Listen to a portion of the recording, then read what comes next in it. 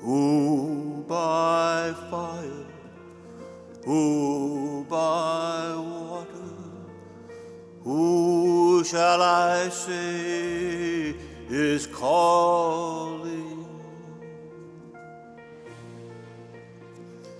Moses is my man, as Leonard is. What a hero, what a parish leader. He took people places, Moses did, even when they did not want to go to those places. Even when they wanted to turn back, he led. Moses may be the ultimate parish minister. In conclusion, I wish to emphasize this morning that the history of liberal learning has not always been a history of elitism, and its future does not have to be that either. If we believe that higher education needs to meet the highest human aspirations, then we will want to bring such an education outside of our universities, into our communities, and even into our prisons. But let us begin with our universities as the place where the liberatory process can begin. I want us all to be able to pull up texts when we are at a loss and pull them up from our hearts. I pull on Bronte when I need defiance. I must stay in good health and not die. I pull on Austen when I need to remember that heroes are sometimes described as obstinate, headstrong girls.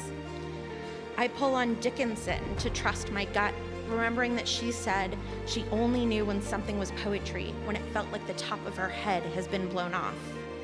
I pull on Louise Erdrich when wondering if it's okay to go to bed without cleaning.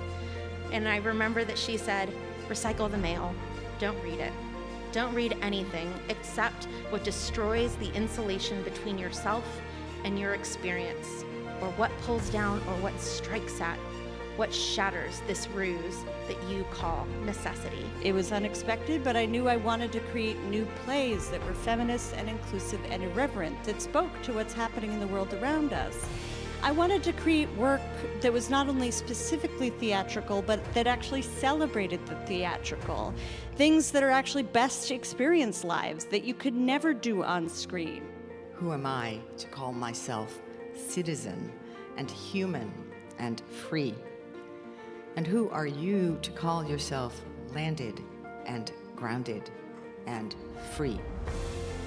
And who is judge enough? Who native?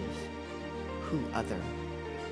And who are we who move so freely, without accents of identification, without skin of identification, with all manner of identification, with gold seals of approval, with stamps of good fortune, with the accident of blameless birth?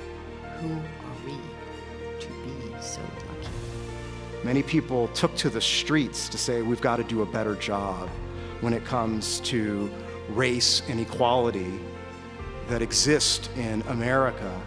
And the Supreme Court of the United States, in the long George Floyd era, has rushed headlong in the opposite direction, and it's going to, I fear, delay much of the progress that was on the horizon.